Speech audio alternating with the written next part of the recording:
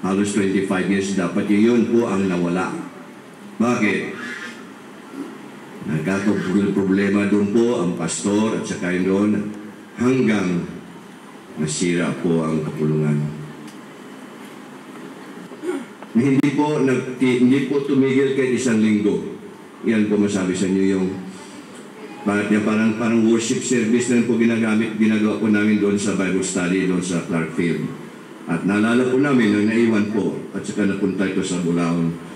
Naalala po si Brother yung apo niya kanina dito, Brother Rojas. Naalala ko pa siya. Talagang mga bagay nito na masabi. May nalaran ako po na isang linggo na tapos napunta ako dito. Maraming kahadlangan. Diyan po sa Bagong Pantay sa Quezon City. Habang nagumani ako, nakabarong ako eh. Binundol ako ng tricycle driver. Dalawa lang kami sa daan. Ako, bakit ganun po?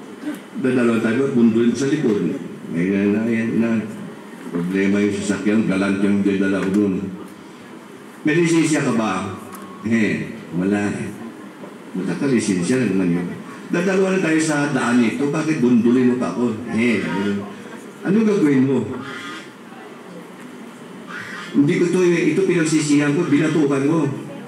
Siya sa makita mama nakabarong Tagalog, saka lang babatok ng isang tao doon. Nakakahiya. Hindi lang po dito kayo na sama-sama kagad yan.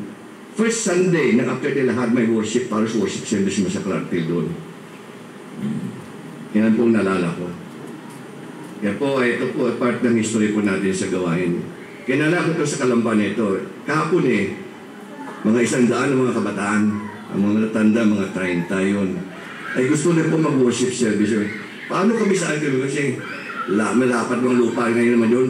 Kung umulan mabuti naman may nabukas na naman ng kanyang garahe. So, 2 garahe. So, doon sa isang lugar na yun, sa Barangay Luo, pwede na namin. Kaya nagdala po ako ng mga 2 pang tagaturo din. Silang sasagot yan. At sila rin sisira niyan kapag hindi sila tinuruan na maayos. Huwag po natin iwanan po ang atin po mga doktrina na tutunan. Tinatanong ko palagi, tama doktrina, automatic ba tama ang pamumuhay? True, taas kamay. False, taas, baba kamay. Baba lahat pala. Hindi po. Sapagkat meron po ang pagtutuwid, pagsasaway, at saka instruction in righteousness.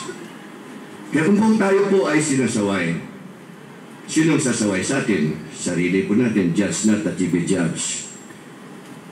Mga leader sa simbahan, pwede sasaway sa atin. Pag lumilihis na po tayo sa turo ng doktrina sa atin, ng turo.